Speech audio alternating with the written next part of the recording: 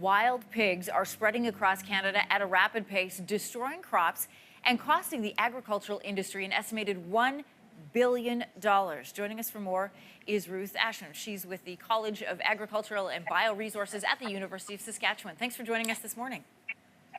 Thanks for having me.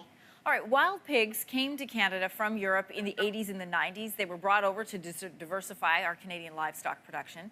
They are now the most prolific invasive mammal in Canada. Why are they becoming such a problem? So they're an invasive species to Canada. They cost numerous economic and social and environmental problems. So in terms of crop damage and loss, if we look to the U.S., we see $1.5 billion in damage and loss a year to the U.S. Agriculture industry. In terms of disease, we see they are host and vectors to numerous viral and bacterial diseases.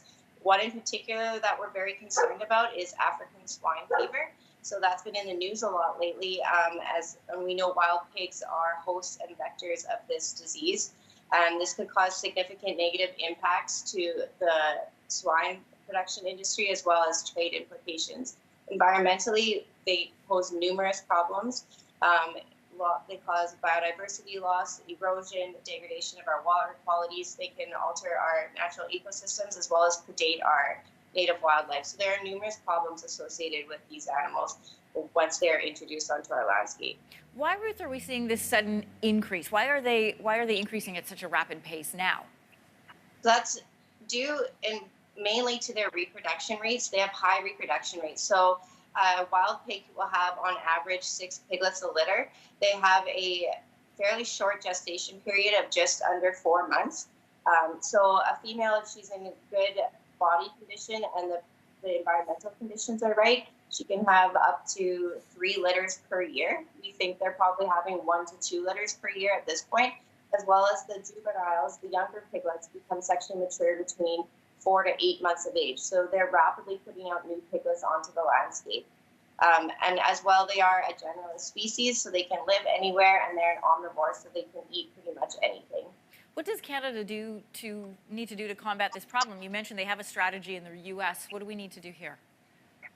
We need to, I think, follow that strategy that they've done in the U.S. I think they've laid it out very well. They've had a lot of trial and error. They know what works and what doesn't work. So I think following that will be a really important step for us. It's basically aggressive and very targeted management towards these animals.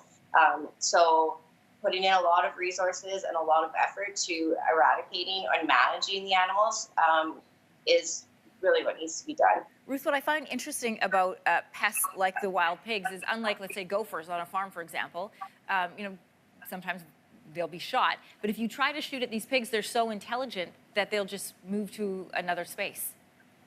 Yeah, they're very intelligent, and all you really do is educate them, especially with hunter effort.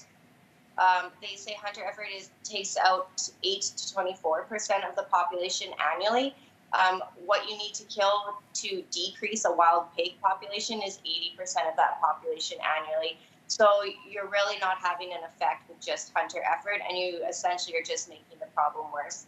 They'll become exclusively nocturnal, they'll be educated to human pressure, and they'll become more elusive and wary of human presence. Oh, they're really wired to survive. Ruth, thanks so much. Thanks for having me.